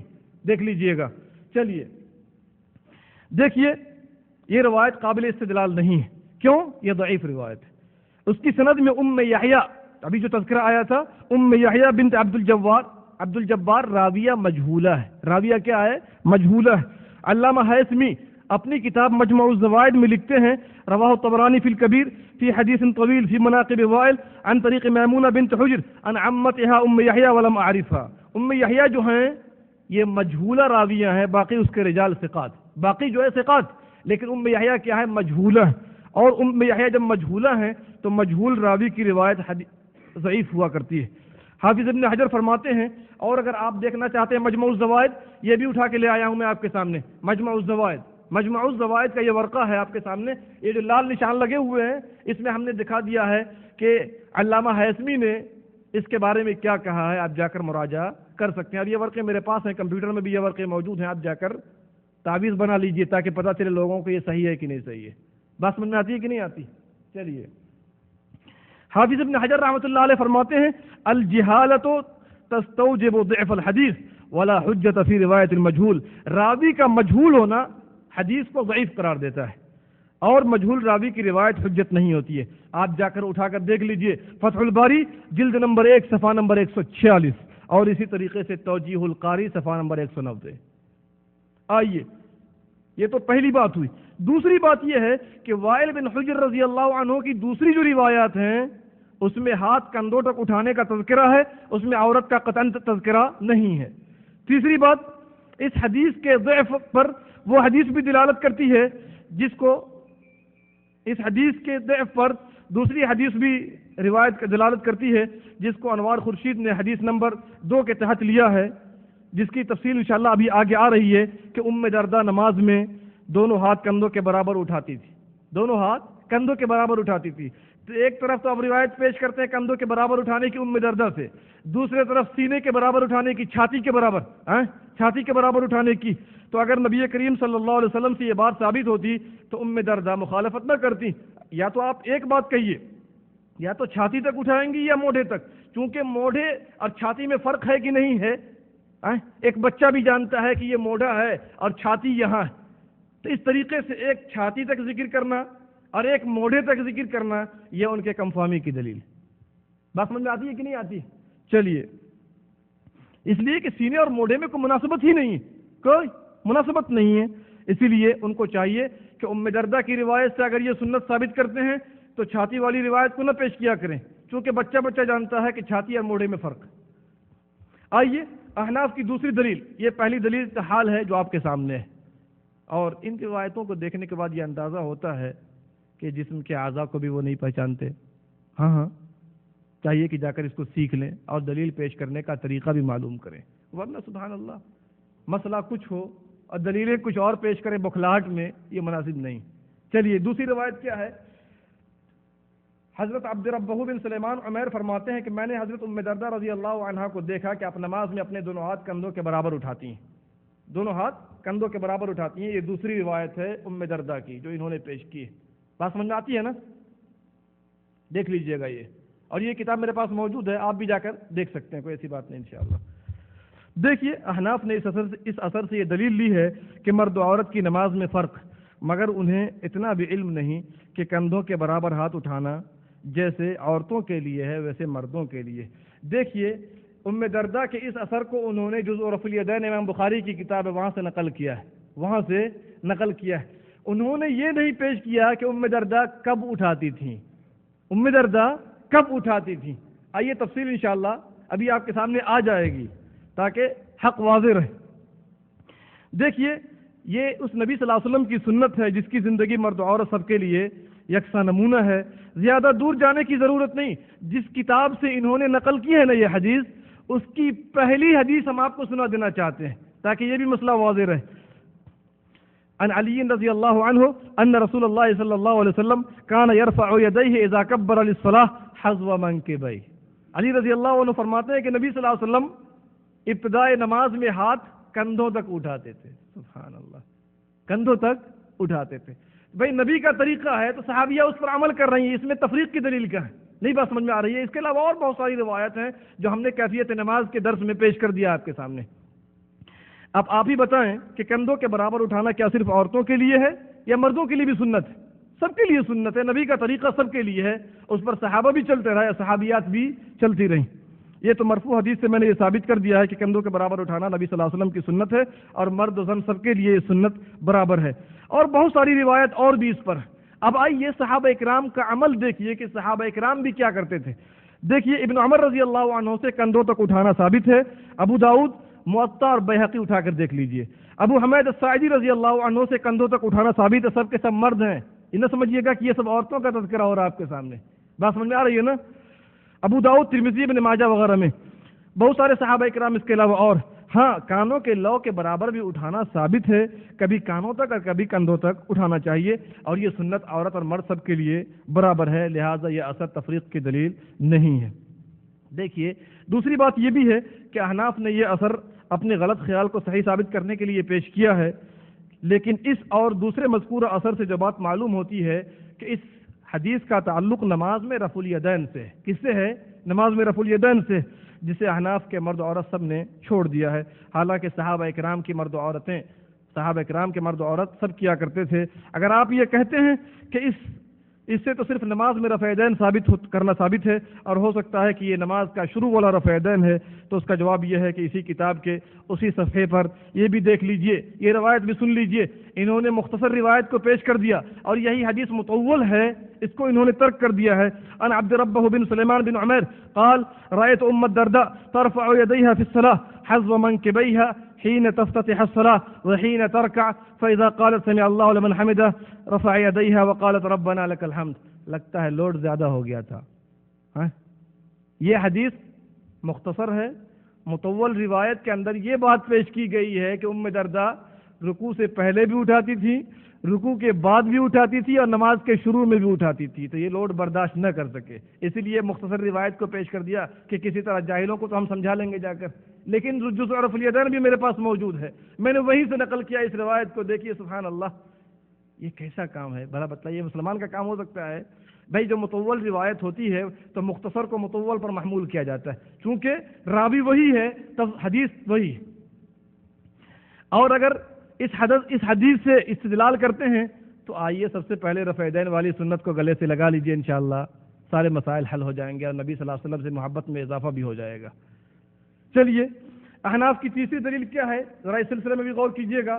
عن ابن جریج قال قلت لعطاء، ترجمہ دیکھیے. حضرت ابن جریج فرماتے ہیں کہ میں نے حضرت عطا سے، تابعی ہیں یہ، عطا سے کہا کہ کیا عورت تکبیر تحریمہ کہتے وقت مرد کی طرح اشارہ یعنی رفع یدین کرے گی؟ آپ نے فرمایا عورت تکبیر کہتے وقت مرد کی طرح ہاتھ نہ اٹھائے. آپ نے اشارہ کیا اور اپنے دونوں ہاتھ بہت ہی پست رکھے اور ان کو اپنے سے ملایا اور فرمایا عورت کی نماز میں ایک خاص حیت ہے جو مرد کی نہیں. یہ تیسری دلیل ہے اور ابن ابی شیبہ کے اندر یہ روایت موجود ہے. یہ دلیل بھی قابل حجت نہیں. اچھا ایک بات اور بتا دینا چاہتا ہوں کیونکہ یہ بات دلچسپی سے خالی نہیں. مصنف ابن ابی شیبہ کا یہ ورقہ میں آپ کے ساتھ لایا ہوں، اپنے ساتھ آپ کو دکھانے کے لایا ہوں کہ دیکھیے جہاں پر بھی تھوڑا سا خطرہ ہوتا ہے، تھوڑا سا خطرہ پیدا ہوتا ہے، وہاں پر یہ مکمل روایت ہی پیش نہیں کرتے. بات سمجھ میں آتی ہے نا؟ دیکھیے انہوں نے جو روایت پیش کی ہے ان للمرأۃ حیۃ لیست للرجل، اور آگے کا جملہ نہ نقل کیا، الحدیث کر کے شارٹ کر دیا ہے. اگر وہ جملہ بھی نقل کر دیے ہوتے تو بات واضح ہو جاتی. جملہ کیا ہے ذرا دیکھ لیجئے گا، میں آپ کو سنا دینا چاہتا ہوں کہ نماز میں عورت کی حیات مرد سے مختلف ہے. وَإِن تَرَكَتْ ذَلِكَ فَلَا حَرَجْ، اگر وہ اس حیات کو چھوڑ دے تو کوئی حرج کی بات نہیں. اب تو سارا ہی مسئلہ حل ہو گیا. عطا نے بھی کہہ دیا کہ اگر چھوڑ دے تو کوئی بات نہیں. نہیں بات سمجھ میں آ رہی ہے؟ اور ان لوگوں کو انصاف سے کام لینا چاہیے. واقعی آگے کیا چہرہ دکھائیں گے اللہ رب العالمین کے سامنے. یہ مذاق کتاب و سنت کے ساتھ یہ معمولی نہیں. بات نہیں سمجھ میں آتی ہے؟ چلیے یہ دلیل بھی قابل حجت نہیں ہے کیونکہ تابعی کا قول ہے. بھائی مرفوع اور نبی صلی اللہ علیہ وسلم کے فرامین اور اعمال کے سامنے تابعی کے قول کی کوئی اہمیت ہے؟ کوئی اہمیت نہیں. چونکہ حدیث مرفوع کے مقابلے میں جب کسی صحابی کا قول حجت نہیں ہے تو تابعی کا قول کہاں سے حجت ہو سکتا ہے؟ تابعی کا قول تو بعد کی بات ہے اور یہ قول اس حدیث کے مخالف ہے. صلو کما رأیتمونی اصلی. اور یہ حکم صرف مردوں کے لیے نہیں ہے بلکہ عورتیں بھی شامل ہیں. آئیے دوسری گزارش یہ ہے کہ یہ حدیث ضعیف، اس کی سند میں محمد بن بکر راوی ہے. اس کی سند میں محمد بن بکر راوی ہے. اس کے بارے میں امام نسائی فرماتے ہیں لیس بالقوی، یہ قوی نہیں ہے. چلیے ابن عمار موصلی فرماتے ہیں کہ یہ صاحب حدیث نہیں تھے، ہم نے ان کی روایت لینا چھوڑ دیا، ہم لوگ ان سے سنتے نہیں. تہذیب التہذیب اٹھائیے جلد نمبر 9 صفحہ نمبر 68. اگر یہ بسند صحیح بھی ثابت ہو پھر بھی حجت نہیں کیونکہ یہ حدیث نہیں ہے بلکہ ایک تابعی کا قول ہے جس میں غلطی کا امکان ہے. اور عطا کا اگلا جملہ انہوں نے نقل نہ کیا، اس لیے ان کو چاہیے کہ اللہ سے ڈریں. دیکھیے اگر عطا کا یہ جملہ نقل کر دیتے تو کیا عطا رحمۃ اللہ علیہ کو یہ اختیار ہے کہ یہ کہہ دیں کہ ایسا کریں یا چھوڑ دیں؟ انہیں کوئی اختیار نہیں. نہیں بات سمجھ میں آتی ہے؟ چلیے سجدہ کرنے میں فرق یہ بیان کرتے ہیں. چوتھی دلیل کیا ہے اس سلسلے میں؟ عن یزید بن ابی حبیب انہ صلی اللہ علیہ وسلم مر علی امرأتین. یزید بن ابی حبیب سے مروی ہے کہ نبی صلی اللہ علیہ وسلم دو عورتوں کے پاس سے گزرے جو نماز پڑھ رہی تھیں. آپ نے فرمایا جب تم سجدہ کرو تو اپنے جسم کا کچھ حصہ زمین سے ملا لیا کرو کیونکہ عورت کا حکم سجدے کی حالت میں مرد کی طرح نہیں ہے، مرد کی طرح نہیں ہے. دیکھیے یہ مراسیل ابو داؤد کے اندر ہے. کہاں ہے؟ ظاہری طور پر بھی یہ بات واضح رہے کہ یہ مرسل روایت ہے. مراسیل ابو داؤد جتنی مرسل روایتیں تھی امام ابو داؤد نے اس کو پیش کیا ہے. مرسل روایت جانتے ہیں آپ لوگ؟ جانتے ہیں؟ سیکھا کیجئے ورنہ بہلاوے دے دیا کریں گے آپ کو بھی. یہ سب مرسل روایت کہا جاتا ہے تابعی نقل کرے نبی صلی اللہ علیہ وسلم سے. سمجھ رہے ہیں نا؟ تابعی نے نبی کو دیکھا نہیں تو ان سے کیسے روایت کر دیا؟ اسی لیے یہ روایت جو ہے ضعیف. چلیے اس روایت کے متعلق ایک مشہور حنفی عالم علامہ ابن الترکمانی اپنی کتاب الجوہر النقی فی الرد علی البیہقی میں اس روایت کے نیچے لکھتے ہیں ظاہر کلامہ انہ لیس فی ھذا الحدیث الا الانقطاع وسالم متروک حکاہ صاحب المیزان عن الدارقطنی. یہ فرماتے ہیں کہ امام بیہقی کے ظاہر کلام سے معلوم ہوتا ہے کہ اس حدیث میں صرف انقطاع ہے کیونکہ یہ تابعی ہے نا، نبی صلی اللہ علیہ وسلم سے روایت کر رہے ہیں. نہیں بلکہ ایک خرابی اور بھی ہے. یہ حنفی عالم آپ کو سکھا رہے ہیں اور یہ درس دے رہے ہیں آپ کو. ایک خرابی کیا ہے کہ سالم بن غیلان متروک راوی ہے جیسا کہ صاحب میزان الاعتدال نے اس کو دارقطنی سے نقل کیا ہے. آپ جا کر دیکھ لیجیے الجوہر النقی جلد نمبر 2 صفحہ نمبر 315. اس میں اور کئی خرابیاں ہیں. پہلی خرابی یہ ہے جیسا کہ آپ نے سنا یہ روایت منقطع ہے کیونکہ یزید بن حبیب کی نبی صلی اللہ علیہ وسلم سے ملاقات نہیں اور نہ ہی نبی صلی اللہ علیہ وسلم کو دیکھا اور نہ ہی آپ کا زمانہ پایا بلکہ یہ آخری زمانے کے تابعی ہیں. یہ رسول اللہ صلی اللہ علیہ وسلم کی وفات کے تقریباً 43 سال بعد پیدا ہوئے اور 128 ہجری میں وفات ہوئی. پس درمیان میں ایک یا اس سے زائد واسطوں کا انقطاع ہے. اس کی تفصیل کے لیے دیکھی جا کر تہذیب التہذیب حافظ ابن حجر کی جلد نمبر 11 صفحہ نمبر 279. دوسری خرابی یہ ہے کہ یزید بن ابی حبیب مدلس راوی ہے اور آپ جانتے ہیں مدلس عن سے روایت کرے گا تو اس کی روایت ضعیف ہوا کرتی ہے. تیسری بات یہ ہے کہ سند میں سالم بن غیلان متروک راوی ہے جیسا کہ حنفی عالم کی گواہی خود گزری اس سے پہلے. پانچویں دلیل لیجئے ابن عمر کی روایت ہے کہ آپ صلی اللہ علیہ وسلم نے فرمایا جب عورت نماز میں بیٹھے تو اپنی ایک ران دوسری ران پر رکھے اور جب سجدہ کرے تو اپنے پیٹ کو رانوں سے چپکا لے اس طرح کہ اس کے لیے زیادہ سے زیادہ پردہ ہو جائے. صرف پردے ہی کی بات ہوتی ہے، بازاروں میں گھومتی ہیں تو پردہ کا سوال ہی نہیں پیدا ہوتا ہے. جی ہاں سبحان اللہ. بلا شبہ اللہ تعالیٰ اس کی طرف نظر رحمت فرما کر ارشاد فرماتے ہیں کہ اے فرشتوں میں تمہیں گواہ بناتا ہوں اس بات پر کہ میں نے اسے بخش دیا ہے. یہ پانچویں دلیل ہے. اس سلسلے میں احناف نے اصولاً علمی طور پر جو ہے خلاف ورزی کی ہے. اصول یہ ہے کہ استدلال کرتے وقت کوئی حدیث ذکر کرنا ہو تو کسی مستند کتاب کا حوالہ دینا چاہیے. انہوں نے کنز العمال کا حوالہ دیا ہے. کنز العمال جبکہ یہ مستقل طور پر حدیث کی کوئی اصلی کتاب نہیں، یہ معلق کتاب ہے، نقلی کتاب ہے. جیسے کہ آپ جانتے ہیں نا کہ حافظ ابن حجر رحمۃ اللہ علیہ کی کتاب بلوغ المرام ہے کہ نہیں ہے، تو یہ مستقل حدیث کی کتاب نہیں، احادیث کو انہوں نے جمع کیا ہے. اگر کوئی آدمی حوالہ دے گا بلوغ المرام کا تو یہ مناسب نہیں، بلکہ حوالہ اس کو حدیث کی کتابوں کا دینا چاہیے کہ یہ بخاری میں ہے، مسلم میں، ابو داؤد، نسائی، ترمذی، ابن ماجہ، اس طرح کی کتابوں میں. تو انہوں نے پہلی مخالفت یہ کی. دوسری بات یہ ہے کہ اگر احناف کنز العمال کی روایت پیش کرنے کے بعد اگر خود مصنف کی بات پیش کر دیتے اس روایت کے بعد تو معاملہ ہی حل ہو گیا تھا، لیکن یہ طول دینا جانتے ہیں. بات سمجھ میں آتی ہے؟ یہ روایت ضعیف ہے. صاحب کتاب نے کیا لکھا ہے؟ رواہ ابن عدی والبیہقی وضعفہ عن ابن عمر. اسے بیہقی اور ابن عدی نے ابن عمر سے روایت کیا ہے اور اس کو ضعیف قرار دیا. کنز العمال جلد نمبر 7 صفحہ نمبر 723. اگر آپ بیہقی دیکھنا چاہتے ہیں تو آپ جا کر دیکھ سکتے ہیں. یہ مراسیل ابو داؤد کا جو میں نے پہلے بتایا ہے اس کا ورقہ میں آپ کے سامنے لے آیا تھا. یہ سنن بیہقی ہے، دیکھ لیجئے گا ذرا سا. یہاں پر سنن بیہقی سے ہم نے جو ہے یہ نقل کیا ہے اور اس کے بعد نیچے دیکھ لیجئے حدیث بیہقی کنز العمال کے حوالے سے. دیکھ رہے ہیں نا؟ اس میں ہم نے پوری سندیں پیش کر دی ہیں کہ اس سلسلے میں کیا کیا ہے.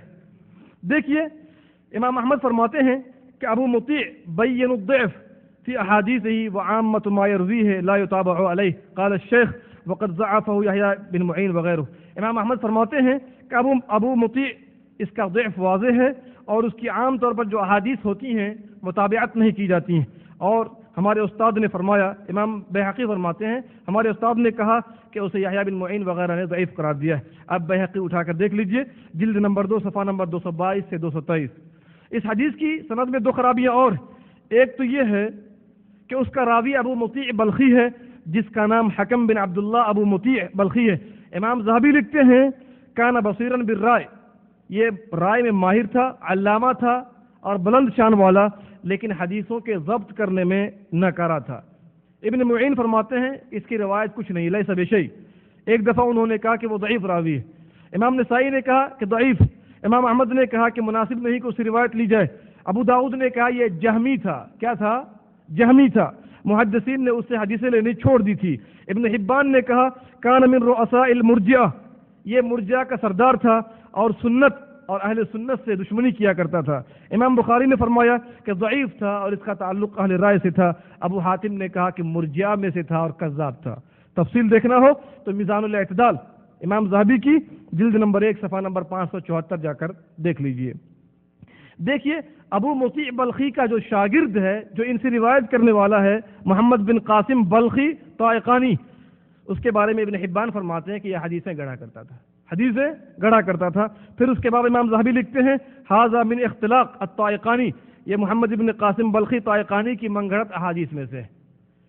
اور اس کی سند جو ہے آپ نے سن لیا کہ یہ ضعیف نہیں بلکہ موضوع روایت ہے. ایسے روات حدیثیں گڑھنے والے تھے.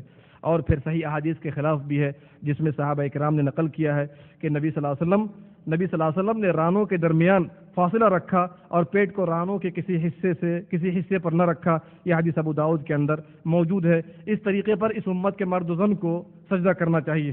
اب آئیے ذرا چھٹی حدیث دیکھ لیجئے مختصر انداز میں. حضرت حارث فرماتے ہیں کہ علی کرم اللہ وجہ، یا علی کرم اللہ تعالیٰ نے فرمایا جب عورت سجدہ کرے تو خوب سمٹ کر کرے اور اپنی دونوں رانوں کو ملائے رکھے. اور بیہقی میں جو ہے نا یہ حارث عور کی روایت ہم نے نشان لگا دیا لال سے، یہ روایت یہاں پر موجود ہے آپ کے سامنے میں، حارث عور کی روایت. بات سمجھ آ رہی ہے نا؟ اور آپ جا کر یہ اوراق لے لیجئے گا، فوٹو اسٹیٹ کرا کے اپنے پاس رکھیے گا تاکہ حق انشاءاللہ آپ کے ساتھ رہے. چلیے تو حارث عور کی جو روایت ہے مصنف ابن ابی شیبہ کے اندر ہے اور بیہقی میں ہے. اس موقوف حدیث کو علی رضی اللہ عنہ سے روایت کرنے والا کون ہے؟ حارث بن عبداللہ العور، جس کے متعلق امام مسلم نے اپنے صحیح کے مقدمے میں امام شعبی سے اس کے متعلق نقل کیا کان کذابن، یہ جھوٹا شخص تھا. دیکھیے گا صحیح مسلم بھی لے آیا ہوں آپ کے سامنے دکھانے کے لیے. دیکھیے یہ جو حدیث نمبر 44 اور 45 ہے، 44 اور 45 یہ بات واضح ہے. آپ اس کو اٹھا کر دیکھ سکتے ہیں کہ امام مسلم رحمۃ اللہ علیہ نے امام شعبی سے کیا نقل کیا ہے. نقل یہ کیا ہے قال حدثني حارث العور الحمدانی وكان كذابا، یہ کذاب راوی تھا. دیکھیے گا جلد نمبر 1 ہے صفحہ نمبر 57. اسی طریقے سے شعبی نے کہا وہ یشہد، شعبی امام شعبی یہ گواہی دے رہے ہیں کہ وہ جھوٹوں میں سے ایک جھوٹا ہے. چلیے اس بنا پر یہ روایت جو ہے یہ روایت موضوع ہے چونکہ یہ جھوٹا تھا اور یہ حدیثیں گڑھا کرتا تھا. اور ساتھ ساتھ ابو بکر بن عیاش نے مغیرہ سے نقل کیا ہے کہ حارث نے جو بھی حدیث علی رضی اللہ عنہ سے بیان کی ہے اس کی تصدیق نہیں کی جا سکتی ہے. بات سمجھ آ رہی ہے نا؟ ابن المدینی نے فرمایا کہ امت میں جتنے لوگوں نے جھوٹ بولا ہے علی رضی اللہ عنہ سے متعلق، سب سے زیادہ جھوٹ علی رضی اللہ عنہ سے متعلق اس شخص نے کہا ہے اور علی رضی اللہ عنہ پر الزام لگایا ہے. بات سمجھ میں آتی ہے نا؟ ایسے الزام لگانے والے راویوں کی روایت کو احناف نے اپنے سینے سے لگایا، آپ اندازہ لگا سکتے ہیں. چلیے، اسی طرح جس نے حارث سے روایت کی ہے وہ ابو اسحاق السبیعی ہے، ابو اسحاق السبیعی. اور آپ جانتے ہیں ابو اسحاق السبیعی مدلس راوی ہے، جیسا کہ اصول حدیث پڑھنے والا بچہ جانتا ہے. اور جب مدلس راوی ان سے روایت کرے وہ روایت ضعیف ہوا کرتی ہے. اسی طرح اس کو ابن حبان نے الثقات میں مدلسین میں شمار کیا ہے، اور حسین کرابیسی اور ابو جعفر طبرانی نے بھی اسے مدلسین میں شمار کیا ہے. تفصیل کے لیے دیکھنا ہو تہذیب التہذیب حافظ ابن حجر کی جلد نمبر 8 صفحہ نمبر 59. اسی طرح ایک خرابی اور بھی ہے اس کے اندر، یہ اپنی آخری عمر میں اختلاف کا شکار ہو گیا تھا، یعنی صحیح کو غلط سے ملا دیتا تھا، اس کو پتہ ہی نہیں چلتا تھا کیا صحیح ہے کیا غلط ہے، اس نے کیا سنا ہے نہیں سنا ہے، سب کو گڈمڈ کر دیا کرتا تھا، ملا دیا کرتا تھا. جیسا کہ میزان الاعتدال میں ہے، علامہ ذہبی کی کتاب ہے، انما ترکوہ للاختلاط، اختلاط کی بنا پر محدثین نے اس سے روایت لینی چھوڑ دی تھی. میزان الاعتدال جلد نمبر 3 صفحہ نمبر 207. آئیے مختصر انداز میں ساتویں دلیل دیکھیے. ابن عباس سے عورت کی نماز کے بارے میں سوال کیا گیا تو آپ نے فرمایا کہ وہ اکٹھی ہو کر خوب سمٹ کر نماز پڑھے. مصنف ابن ابی شیبہ، حالانکہ یہ ورقے میرے پاس موجود ہے، ورقے جو ہے میرے پاس موجود ہے مصنف ابن ابی شیبہ کا. آپ یہ ورقہ جو ہے یہ نشانات ہم نے ہر جگہ پہ لگا دیا ہے، آپ جا کر لیجئے اور مراجعہ کیجئے کہ ساری باتیں اسی طرح ہے کہ نہیں جس طرح میں نے آپ کے سامنے پیش کیا ہے. چلیے، یہ ایک صحابی کا اثر ہے، عبداللہ بن عباس سے سوال کیا گیا، یہ ایک صحابی کا اثر ہے، اور کوئی بھی صحابی یا تابعی کا اثر مرفوع یعنی نبی صلی اللہ علیہ وسلم کے اقوال و افعال کے مقابلے میں وقعت نہیں رکھتے. اسی طرح سند کے لحاظ سے بھی ضعیف ہے، کیونکہ اس کا راوی یزید بن حبیب مشہور مدلس راوی ہے، پہلے بات آ چکی ہے یزید بن ابی حبیب کی. اور مدلس راوی جب عن کے ساتھ روایت کرے تو وہ روایت اس وقت تک ضعیف ہوتی ہے جب تک کہ اس کا کوئی متابع نہ ملے یا کسی طریق میں سماعت کی صراحت نہ کرے، لہذا تدلیس کے سبب یہ روایت ضعیف ہے. 8ویں دلیل دیکھیے، ابراہیم نخعی تابعی کا اثر ہے. یہ فرماتے ہیں عورت جب سجدہ کرے تو اپنا پیٹ اپنی رانوں سے چپکا لے اور اپنی سرین کو اوپر نہ اٹھائے اور اعضاء کو اس طرح دور نہ رکھے جیسے مرد دور رکھتا ہے. یہ 8ویں دلیل انہوں نے پیش کی ہے. یہ تابعی کی اپنی بات ہے، چونکہ ابراہیم نخعی تابعی اور وہ بھی صغار تابعین میں سے، اسی لیے مرفوع احادیث کے مقابلے میں اس قول کی کوئی وقعت نہیں ہے، چونکہ نبی صلی اللہ علیہ وسلم کے فرمان کی روشنی میں جو ثابت ہے وہ آپ کے سامنے پہلے پیش کر دیا گیا ہے. اور یاد رکھیے نبی صلی اللہ علیہ وسلم کا قول و عمل یہ وحی خفی ہے، اللہ تعالیٰ نے وحی کی ہے تب آپ صلی اللہ علیہ وسلم نے ویسا عمل کیا ہے، ورنہ اس کے مقابلے میں تابعی اور صحابی کی اپنی بات کو وقت نہیں رکھتی ہے، اور اس پر سارے علماء محدثین کا اتفاق. اور اگر ابراہیم نخعی تابعی کا قول یا عمل حجت ہے تو میں کہہ دینا چاہتا ہوں عناف سے کہ پھر سارے تابعین کا قول و عمل حجت ہونا چاہیے، ورنہ یہ نہ کہیے گا کسی مسئلے میں فلاں کا قول و عمل حجت ہے یا فلاں کا نہیں ہے، چونکہ عناف نے اس معاملے میں مخالفت کی. بات سمجھ میں آتی ہے کہ نہیں آتی؟ دوسری بات یہ ہے کہ ابراہیم نخعی سے ہی صحیح سند کے ساتھ اس کے خلاف جو سنت کے مطابق قول ہے گزر چکا ہے آپ کے سامنے. ابراہیم نخعی نے فرمایا عورت ویسے ہی بیٹھے گی جیسا کہ مرد بیٹھتا ہے، پہلے بتا چکا ہوں، یہ مصنف ابن ابی شیبہ جلد نمبر 1 صفحہ نمبر 303 پر ہے. اور علامہ ناصر الدین البانی کے حوالے سے میں نے یہ پیش کر دیا ہے کہ ابراہیم نخعی کا وہ قول انہوں نے نقل کیا کہ عورتیں وہی کام کریں گی نماز میں جیسا کہ مرد کیا کرتے ہیں. تیسری بات یہ ہے کہ ابراہیم نخعی کا یہ اثر صحیح حدیث کے خلاف ہے، جیسا کہ نبی صلی اللہ علیہ وسلم کا طریقہ آپ کے سامنے ابھی گزرا ہے. آئیے نبی دلیل دیکھیے، مصنف ابن ابی شیبہ کے حوالے سے انہوں نے پیش، کسی بھی روایت میں کوئی جان نہیں، کوئی ایسی روایت نہیں جس کو آدمی قبول کر سکے.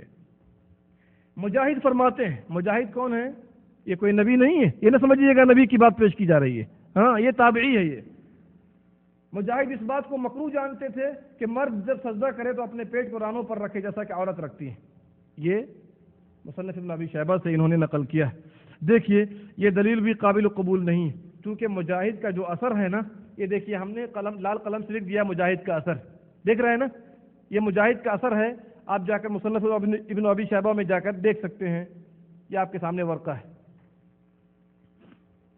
چلیے یہ دلیل بھی قابل قبول نہیں ہے، چونکہ امام مجاہد تابعی ہے، کوئی اثر صحابی کی یا تابعی کی مرفوع حدیث کے مقابلے میں کوئی وقعت نہیں رکھتی.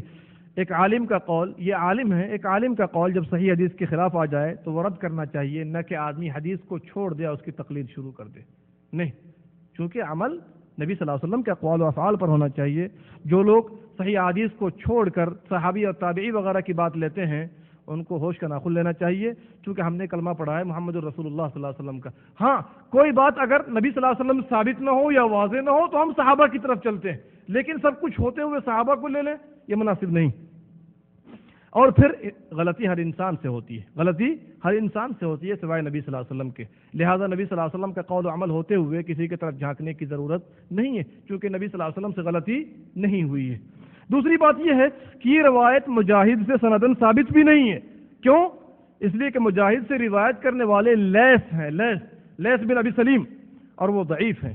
میزان الاعتدال ذہبی کی جلد نمبر 3 دیکھیے، تہذیب التہذیب ابن حجر کی جلد نمبر 8 صفحہ نمبر 616 دیکھیے۔ اگر مجاہد کا یہ قول صحیح سند سے ثابت ہو پھر بھی ہم اسے تسلیم نہیں کریں گے، کیونکہ نبی صلی اللہ علیہ وسلم کے اقوال و افعال موجود ہیں۔ 10ویں دلیل دیکھیے، ابن عمر رضی اللہ عنہما سے سوال ہوا کہ رسول اللہ صلی اللہ علیہ وسلم کے زمانے میں عورتیں کیسے نماز پڑھتی تھیں؟ آپ نے فرمایا چہار زانوں بیٹھ کر پھر انہیں حکم دیا گیا کہ وہ خوب سمٹ کر بیٹھا کریں۔ دیکھیے یہ روایت جامع الاسانید میں موجود ہے، اور یہ روایت بھی قابل قبول نہیں۔ کیوں؟ سند کے لحاظ سے ضعیف۔ سند سن لیجئے، ابو محمد البخاری عن قبصہ الطبری عن زکریہ بن یحییٰ النسابوری عن عبداللہ بن احمد خالد الرازی عن ابی ثابت رزین عن ابراہیم بن مہدی عن ابی الجواب الاخوص عن سفیان الثوری عن ابی حنیفہ عن نافع عن ابن عمر۔ پہلا راوی اس کا جو ابو محمد البخاری ہے، جس کا اصل نام عبداللہ بن محمد بن یعقوب الحارثی البخاری ہے، اس کی کنیت ابو محمد۔ ابن الجوزی نے کہا کہ امام ابو سعید الرواسی نے اس کی بابت کہا کہ متہم بوضع الحدیث ہے، حدیث گڑھنے کی تہمت اس پر لگائی گئی ہے۔ امام محمد سلیمانی کہتے ہیں کہ وہ سند و متن کو الٹ پھیر کر دیا کرتا تھا۔ کیسے الٹ پھیر؟ یہاں کے سند کو لے کر وہاں ملا دیا، وہاں کے سند کو یہاں ملا دیا، یہاں کے متن کو سند کے ساتھ ملا دیا۔ اس طریقہ اس کے پاس فیکٹری تھی اس طرح کام کرنے کی۔ بات سمجھ میں آتی ہے کہ نہیں آتی؟ نہیں، ایسے روات گزرے اور جا کر اصول حدیث کا مطالعہ کیجیے آپ۔ امام ابو زرعہ کہتے ہیں یہ حدیث ضعیف ہے، حاکم کہتے ہیں یہ عجیب و غریب احادیث بیان کرنے والا ہے، خطیب بغدادی کہتے ہیں لا يحتج به، اس کو قابل حجت سمجھنا صحیح نہیں۔ آپ دیکھیے میزان الاعتدال جلد نمبر 2 صفحہ نمبر 496، اور لسان المیزان ابن حجر کی جلد نمبر 3 صفحہ نمبر 348۔ اس سند کے کچھ اور بھی راوی ضعفاء مجہولین ہیں، تفصیل کا ابھی وقت نہیں ہے، آپ جا کر دیکھ لیجئے فتاوی الدین الخالص للشیخ امین کی، آپ وہاں جا کر مراجعہ کر سکتے ہیں، جلد نمبر 4 صفحہ نمبر 86۔ آئیے، ڈوبتے کو تنکے کا سہارا، عوام کو دھوکہ دینے کی کوشش کس طریقے سے 11ویں دلیل کے ذریعے انہوں نے کی ہے، سنیے گا ذرا سا۔ عن ابی ہریرہ، نبی صلی اللہ علیہ وسلم نے فرمایا تسبیح مردوں کے لیے ہے اور تصفیق ایک ہاتھ کی پشت پر دوسرے ہاتھ کی پشت سے مارنا عورتوں کے لیے۔ کیا یہ کیفیت نماز ہے؟ یہ نماز کے اضافی مسائل، ہمارا ان سے اختلاف کیفیت نماز پر۔ اس روایت کو پیش کر کے عوام کو ڈارک میں رکھنا، دھوکہ دینا کہ دیکھو یہ فرق ثابت ہے، انہیں یہ پتہ نہیں کہ ہمارا ان سے جھگڑا کیفیت نماز پر ہے، ورنہ اس پر تو پوری امت کا اتفاق ہے۔ یہ بخاری مسلم کی حدیث، تو بخاری مسلم کی حدیث 11 نمبر پر کیوں پیش کر رہا ہے؟ پہلے نمبر پر پیش کرنا چاہیے تھا۔ تو جب حدیث صحیح ہے تو ہم نے تسلیم کر لیا ہے کہ نہیں؟ اور یہ اضافی مسائل میں، کیفیت نماز میں نہیں۔ یہ لباس سے اس کا تعلق جو ہے، امام جب غلطی کر جائے، صحب ہو جائے تو تنبیہ دینے کے لیے، لہذا اس روایت کو پیش کرنا عوام کے سامنے اور غلط اپنے خیال کو تقویت دینے کے لیے ایسا کرنا یہ مناسب نہیں۔ آئیے دلیل نمبر 12 میں وہ روایت بھی انہوں نے پیش کر دی ہے۔ عائشہ رضی اللہ عنہ فرماتی ہے کہ نبی صلی اللہ علیہ وسلم نے فرمایا بالغہ عورت کی نماز اوڑھنے کے بغیر قبول نہیں ہوتی۔ سبحان اللہ، اس کا کیفیت نماز سے کیا تعلق ہے؟ اسی لیے میں نے آپ سے کہا تھا کہ اتنی پڑھائی بھی یہ لوگ نہیں پڑھتے ہیں کہ استنباط صحیح کر سکیں، دلائل قاعدے سے پیش کر سکیں۔ حقیقت ہے کہ نہیں ہے؟ اب بھلا بتلائیے، اس کا تعلق کیفیت نماز سے ہے؟ یہ ایک اضافی شے ہے نماز کے لیے، اور اس کا تعلق لباس سے۔ کس سے ہے؟ لباس سے۔ اس کو کیفیت نماز کے بیان میں پیش کرنا کیا یہ مسلمانیت ہے؟ نہیں۔ چلیے دیکھیے، ہمیں کسی بھی مسئلے میں صحیح اور صریح حدیث مل جائے انشاءاللہ سر آنکھوں پر ہے۔ ہمارا چونکہ ایمان ہے، اللہ کے نبی صلی اللہ علیہ وسلم سے صحیح طور پر کچھ بھی ثابت ہو، ہم اس کو اپنا مذہب سمجھتے ہیں، اس پر عمل کرتے ہیں۔ اس حدیث کے روشنی میں مرد و عورت کے لباس میں فرق ہے۔ عورت بغیر اوڑھنی کی نماز نہ پڑھے گی، اور اگر مرد ننگے سر پڑھ لیں تو نماز درست ہو جائے گی۔ گویا کہ انہوں نے یہ ثابت کرنے کی کوشش کی ہے کہ ننگے سر مردوں کی نماز ہو جاتی ہے، پھر ڈلیے والی ٹوپی رکھنے کی ضرورت نہیں ہے آج سے، یہ سارا مسئلہ انشاءاللہ ختم ہو گیا آج سے۔ بات سمجھ میں آتی ہے کہ نہیں آتی؟ چلیے دلیل نمبر 13 لیجئے۔ 13 دلیل کیا ہے سنیے گا ذرا سا۔ مولانا عبدالحی حنفی لکھنوی فرماتے ہیں کہ رہا ہاتھ باندھنے کا مسئلہ عورتوں کے حق میں تو تمام فقہا کا اس پر اتفاق ہے کہ ان کے لیے سنت سینے پر ہاتھ باندھنا۔ اب جب دلیل سے خالی ہو گئے تو علماء کے اقوال کو بطور دلیل پیش کرنا شروع کر دیا ہے۔ اس سے آپ سمجھ لیجئے کتنی مسکینیت ہے حدیث کی دنیا میں۔ بات سمجھ میں یہ تسلیم نہیں کریں گے کہ نبی صلی اللہ علیہ وسلم کے اقوال و افعال سے ثابت ہے بالکل ایک ہی طرح نماز پڑھنا تو ہم مان لیں، یہ نہیں ہوگا، چونکہ مسئلہ ہی کچھ اور۔ چلیے دیکھیے علامہ عبدالحی کا قول دلیل شرع نہیں ہے۔ کیوں دلیل شرع ہے؟ نہیں، کیونکہ وہ معصوم عن الخطا نہ تھے، نہ ان پر وحی نازل ہوتی تھی، نہ ان کا قول بطور دلیل پیش کرنا صرف اور صرف اپنی تحریر کو طول دینے کے سوا کچھ ہے؟ کچھ نہیں۔ دوسری بات یہ ہے جیسا یہ حکم عورتوں کے لیے سینے پر ہاتھ باندھنا مسنون ہے، ویسے ہی یہ حکم مردوں کے لیے بھی ہے، ویسا یہ حکم مردوں کے لیے بھی ہے۔ یہ طریقہ رسول اللہ صلی اللہ علیہ وسلم کا تھا۔ ابن خزامہ میں وائل بن حجر رضی اللہ عنہ کی روایت، مسند احمد میں قبیصہ بن حلب رضی اللہ عنہ کی روایت وغیرہ سے پتہ چلتا ہے کہ نبی صلی اللہ علیہ وسلم سینے پر ہی ہاتھ باندھا کرتے تھے۔ تو عورتوں سے بدوا لیتے ہیں تو مردوں کو بھی حکم دیجیے تاکہ پردہ پوشی جیسے عورتوں کی ہو جاتی ہے ویسے مردوں کی بھی ہو جائے۔ بات سمجھ میں آ رہی کہ نہیں آ رہی؟ سمجھنے کی بھی کوشش کیجیے گا آپ لوگ۔ چلیے دیکھیے نیز عورتوں کے لیے سینے پر ہاتھ رکھنے کے بارے میں تمام فقہا کا اتفاق نہیں ہے، بلکہ احناف علماء اور فقہا نے بھی احناف میں سے جو علماء اور فقہا بعض ہیں انہوں نے مخالفت کی ہے اور کہا ہے کہ دونوں کے لیے ایک ہی حکم ہے۔ ان میں سے کون کون لوگ ہیں؟ ان میں سے بہت سارے علماء ہیں، جیسا کہ آپ دیکھ لیجئے علامہ ابن امیر الحاج حنفی رحمۃ اللہ علیہ اپنی کتاب شرح منیہ میں، شیخ محمد قائم سندھی حنفی رحمۃ اللہ علیہ اپنے رسالہ فوز الکرام میں، شیخ حیات سندھی رحمۃ اللہ علیہ فتح الغفور میں، اور اسی طرح مالکی مسلک کے بعض فقہا ان کے لیے بھی ارسال کے قائل ہاتھ چھوڑ کر نماز پڑھتے ہیں، آپ نے دیکھا ہوگا۔ تو اس طریقے سے تمام فقہا کا اتفاق کہاں ہوا؟ نہیں بات سمجھ میں آ رہی ہے؟ اس لیے عبدالحی حنفی لکھنوی رحمۃ اللہ علیہ کی یہ بات بھی صحیح نہیں ہے، چونکہ خود احناف علماء کرام کا بھی اتفاق نہیں اور پھر فقہا میں سے مالکی بہت سارے علماء کا بھی اس پر اتفاق نہیں۔ لیکن صحیح بات یہ ہے کہ نبی صلی اللہ علیہ وسلم نے سینے پر ہاتھ باندھا ہے تو مرد و عورت سب کے لیے یہی حکم ہے۔ آئیے ایک دلیل اور لے لیجیے، آخری دلیل ہے یہ 14 نمبر دلیل کیا ہے؟ امام ابو زید قیروانی مالکی فرماتے ہیں، اب سہارا لینے کی ضرورت پڑ گئی کس سے؟ مالکی علماء سے۔ ہاں دیکھ لیجئے گا، ابو زید قیروانی مالکی رحمۃ اللہ علیہ فرماتے ہیں کہ عورت نماز کی حیات میں مرد ہی کی طرح ہے، الا یہ کہ عورت اپنے آپ کو ملا کر رکھے گی، اپنے رانے اور بازو کھول کر نہیں رکھے گی، بس عورت اپنے جلسہ میں یعنی بیٹھک میں تشہد میں اور سجدے میں خوب ملی ہوئی اور سمٹی ہوئی ہوں گی۔ سمجھ رہے ہیں نا؟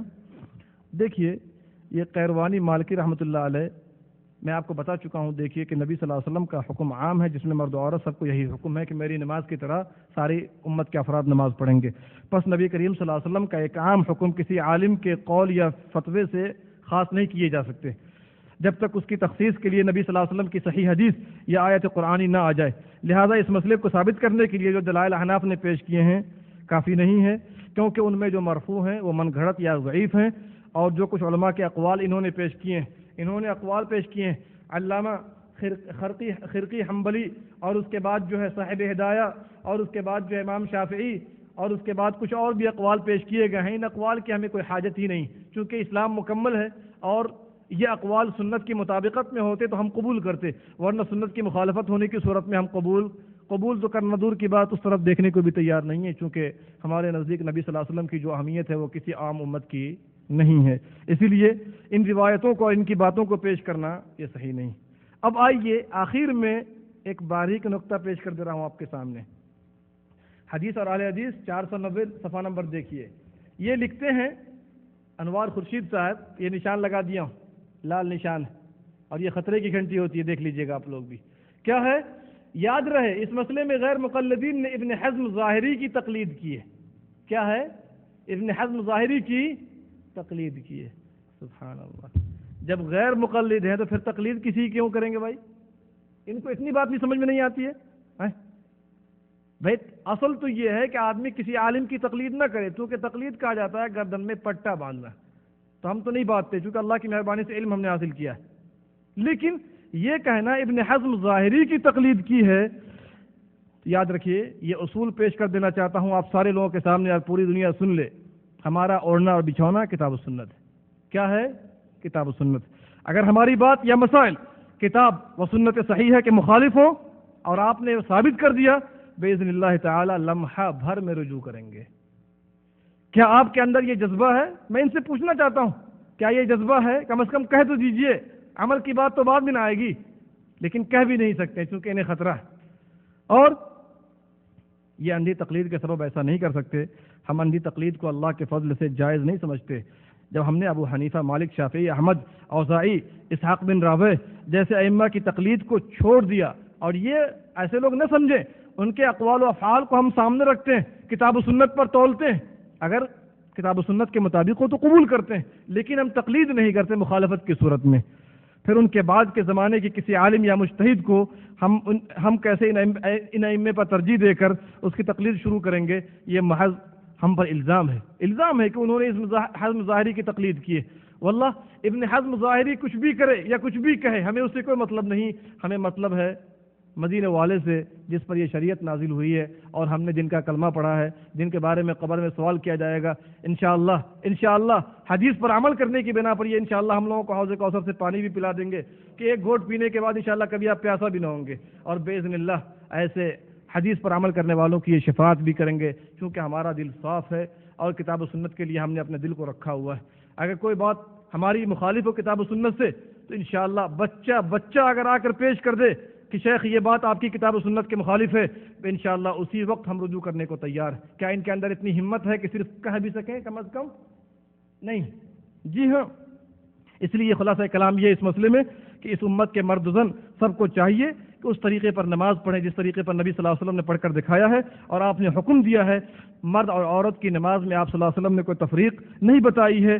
اگر سارے احناف مل کر ایک حدیث بھی تفریق کی لا کر دکھا دیں جو صحیح ہو اور ثابت ہو تو انشاءاللہ اس وقت ہم رجوع کرنے کو تیار ہیں۔ اللہ رب العالمین سے دعا ہے کہ رب العالمین تمام لوگوں کو ہدایت سے نوازے، رب العالمین جب تک دنیا میں زندہ رکھے، اسلام پر قائم رکھے، ہم تمام لوگوں کو اتباع سنت کا جذبہ عطا فرمائے، اور ہم تمام لوگوں کو اتباع سنت کی دولت سے مالا مال فرمائے، اور اس امت کے تمام مرد و عورت کو ایک ہی طریقے پر، اور وہ ہمارے نبی صلی اللہ علیہ وسلم کا طریقہ ہے، اس طریقے پر نماز ادا کرنے کی توفیق عطا فرمائے۔ آمین یا رب العالمین۔ وصلی اللہ وسلم علی عبدہ ورسولہ نبینا محمد وعلی آلہ وصحبہ اجمعین۔ انشاءاللہ آئندہ ہمارا جو درس ہوگا باذن اللہ تعالی، آئندہ ہفتے کوئی درس نہیں، آئندہ ہفتے جمعہ کے درس کے علاوہ کوئی درس نہیں ہے، اس کے بعد والے ہفتے میں منگل کو ہمارا نوافل نمازوں کے بارے میں انشاءاللہ درس ہوگا، اور اس پر تھوڑی تفصیلی گفتگو پیش کی جائے گی آپ کے سامنے۔ وصلی اللہ وسلم علی عبدہ ورسولہ نبینا محمد وعلی آلہ وصحبہ اجمعین۔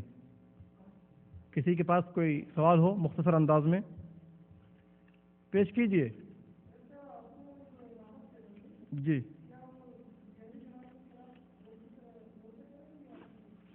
دیکھیے، اگر نماز جہری ہے اور مرد وہاں نہیں ہے، سپریٹ جگہ ہے، صرف عورتیں ہی ہیں، تو اس طرح تھوڑی آواز سے کر لیں کہ عورتیں سن لیں وہاں پر۔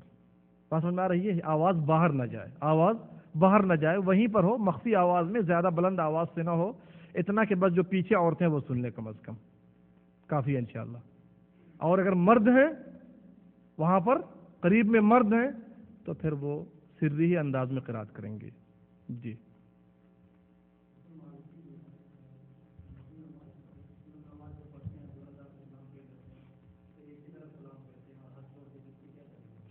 اصل میں ایک طرف سلام پھیرنے کی ایک روایت آئی ہے، اور علامہ البانی نے کہا ہے کہ اگر آدمی کبھی کبھی ایک مرتبہ ایک ہی طرف سلام پھیر دے تو کافی، لیکن احتیاط اس میں نہیں ہے، چونکہ اکثر روایتیں دونوں طرف سلام پھیرنے کی ہیں۔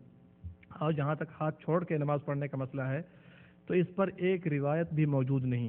اصل میں امام مالک رحمۃ اللہ علیہ کو ایک وقت میں ڈاکٹروں نے کہا تھا، جب ان کو ہاتھ میں تکلیف ہو گئی تھی تو ڈاکٹروں نے کہا تھا کہ بھائی آپ جو ہے چند دنوں کے لیے نماز ہاتھ چھوڑ کر پڑھیے، چونکہ ہاتھ اٹھانے میں تھوڑی تکلیف ہوگی آپ کو، تو اس بنا پر جو ہے انہوں نے چھوڑ کر نماز پڑھی۔ تو جن شاگردوں نے یہ دیکھا تو وہ یہ نہ سمجھ سکے کہ یہ مجبوری کے سبب نماز پڑھ رہے ہیں، اس بنا پر انہوں نے ایسا کہا دیا کہ امام مالک رحمۃ اللہ علیہ ہاتھ چھوڑ کر نماز پڑھا کرتے تھے، ورنہ اس پر کوئی ایک روایت بھی موجود نہیں ہے۔ جی